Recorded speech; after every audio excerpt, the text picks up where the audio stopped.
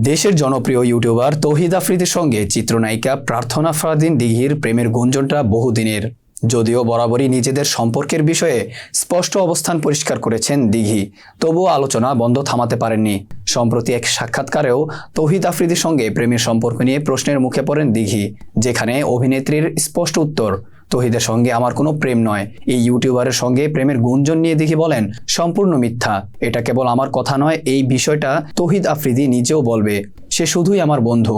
এর আগেও তৌহিদ আফ্রিদির সঙ্গে সম্পর্কের গুঞ্জনে দিঘি বলেছিলেন, তৌহিদ আফ্রিদি আমার খুব ভালো ফ্রেন্ড, ওর সঙ্গে আমার তুই তোকারি সম্পর্ক।